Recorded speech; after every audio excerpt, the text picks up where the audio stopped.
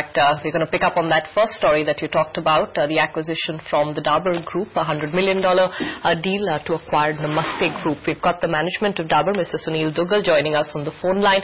Mr. Duggal, very good morning to you. Thanks so much for speaking with us.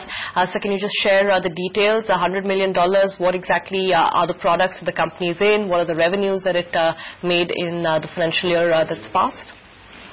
The company is Namaste Laboratories. It's headquartered in Chicago and drives around 75% of its $93 million revenues in the US and the balance mostly in Africa. It's in ethnic hair care, basically, relaxers, shampoos, etc., etc. And it's one of the leading players in the US in that domain. So we see considerable amount of business potential with this company, particularly in Africa and also in other parts of the world like the Caribbean and Latin America. So it fits in very well with our strategy as well as financially. It makes a lot of sense. What were the financials, sir, of the company last year? Revenues, profits, just trying to see what the addition would be to Dabur? Well, current year revenues, year ending December, are expected to be in the region of $93 million top line and around $12 million EBITDA.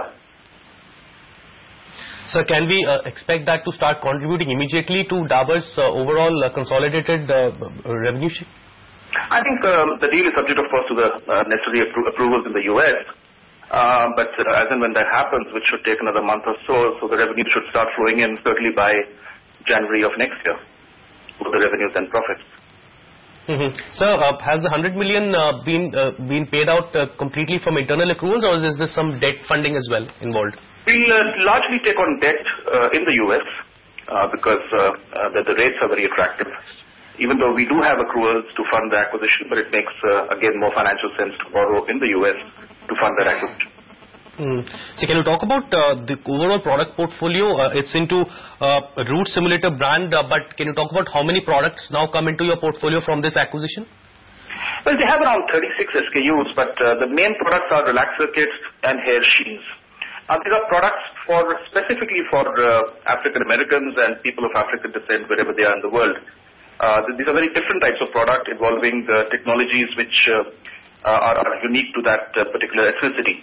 And we believe that there are huge upsides because the market in Africa particularly is highly underpenetrated, and we have over 800 million people in Africa who could be constituted as the addressable market. In addition, there's a large diaspora of Africans across the world, particularly in Europe, the Caribbean, of course, and even in Brazil, there are 45 million women of African descent. So overall, we believe that we have 1 billion plus people constituting the addressable market for these products, and much of this is highly underpenetrated and underdeveloped. So the upside for this brand and this particular form of hair treatment is, we believe, extremely high. Mr. Duggal, just a slightly macro question. A lot of FMCG companies have been looking at the African market. I presume it's one of the highest growth markets outside of India. So this is part of a larger strategy. What sort of plans would you have for Africa as a whole going ahead? More acquisitions that you'd be looking for, or how you'd like to grow in that market? Yeah, we're looking at a revenue base of around 500 crores from Africa in the next 3 years till 2014. And I think to fuel that kind of growth, we do need some acquisitions, and Namaste is really perhaps the most important one. We may or may not do more. If we do more acquisitions in Africa, it will probably to fill in local gaps rather than to do something which is pan-African in nature. We believe that Namaste provides us with a platform to get into the hair care market in a very significant manner with products which are of the highest quality. Mr. Duggal, just one last question. What's the international versus domestic revenue mix right now, and do you see that substantially shifting over the next couple of years or so? Currently, the international revenues would be close to 25%, and international business is growing ahead of the domestic business, even in organic terms. Additionally, the scope for acquisitions is a little bit more overseas than in India on account of A, availability of targets, and B, valuations. So I suspect the overseas business would grow on a trajectory much steeper than the India business. And while I don't have any specific numbers here, I will not be surprised that, say, 6 or 7 years from now, overseas business is as big as the India business.